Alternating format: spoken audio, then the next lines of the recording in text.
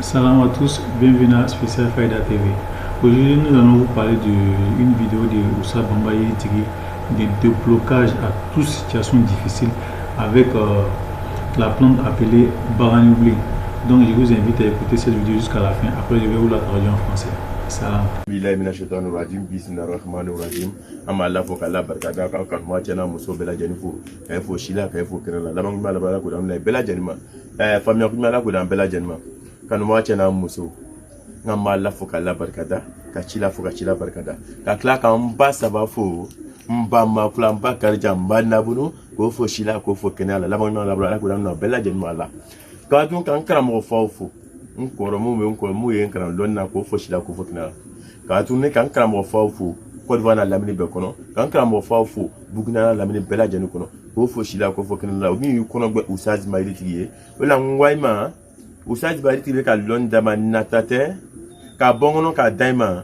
bukambe bonyo ajo nya kono ka kan nyonta ka fendo soro ka boda do soro kono ole be nebla ka lonta ka dinka no chena musoma mais mu lan malala ka la chila ni la ataiba ke abi makonya ni la do malala partager au commentaire doma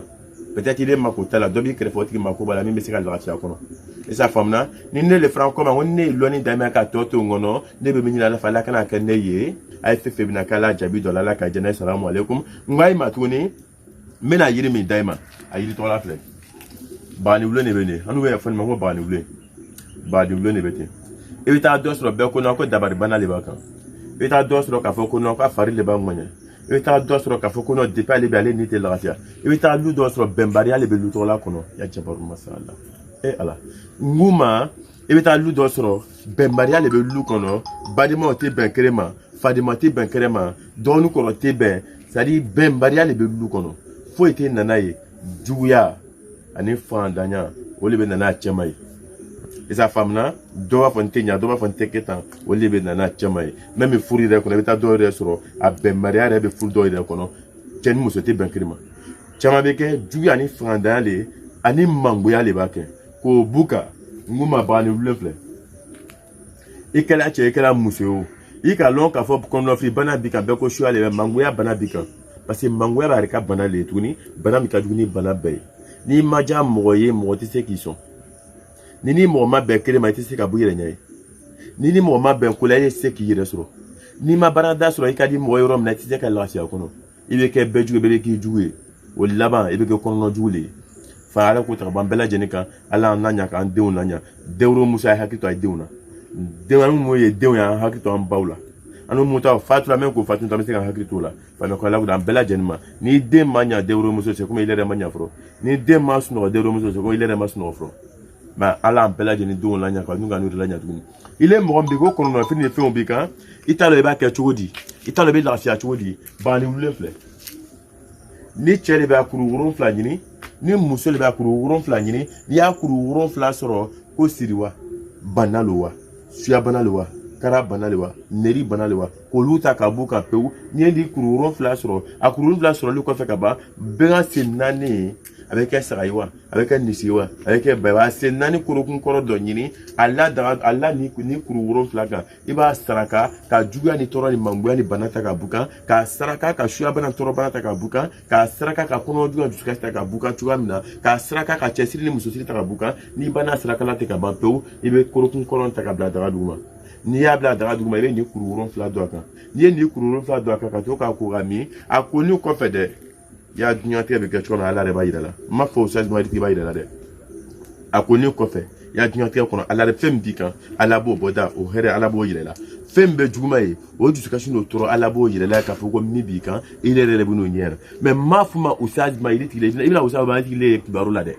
ma fuma o sa ma ti la fe no fina kibaru la de nguma ngo ya jabaru masala ndala alam la ka la ti la ka ta loni ka ngum na hine ka loni din kan wa chela musoma itena o sa ma ti lore mu bina ala anachila lore bani wule fle akuru wuron fla ka akuru wuron fla do da kono ni ya do da kono ka ban pewre adonu ko fe da kono ka ban pew sari ni ya ni mina do da kono akuru wuron fla ni mina do da kono beyan se nani kuru kun nyinga la kan ka saraka ita fe dunya ti la fe fe bisoro ko luta ka buka pew ni bana saraka be kuru kun da da duma ebe be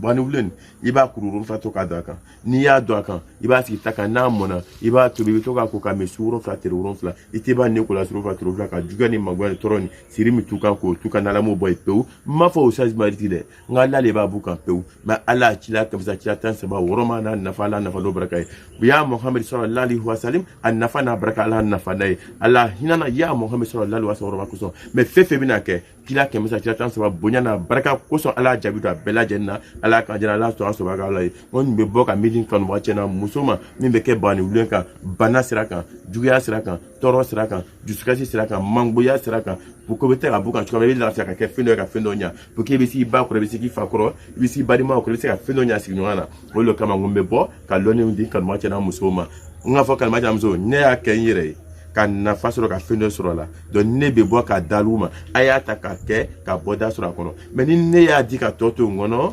ne mako bɛ min na ala kana kɛ ne Usain Mayiri tigi dɛ mais k'o kuma lon dɔ de bɛ ka fara Usain Mayiri tigi kan donc a y'a ta a y'a kɛ a y'a kɔrɔbɔ fɛn min tɛ kɔrɔbɔ o marifa y'a san yɔrɔ la mais fɛn fɛn bɛna ta ka kɛ ala jaabi dɔ la ala k'an jɛna ye ayi salamu alaikum kanubaga cɛna muso bɛɛ lajɛlen inchallah. Alhamdulillah. Dans cette vidéo, Usain Mayiri Touré nous dit comme ça que de chercher la feuille appelée Baranouli. Voilà, c'est cette feuille là qu'on prend pour que tu sois femme ou garçon,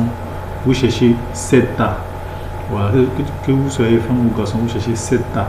Alors, vous prenez les 7 tas, vous cherchez une nouvelle marmite, un nouveau canari.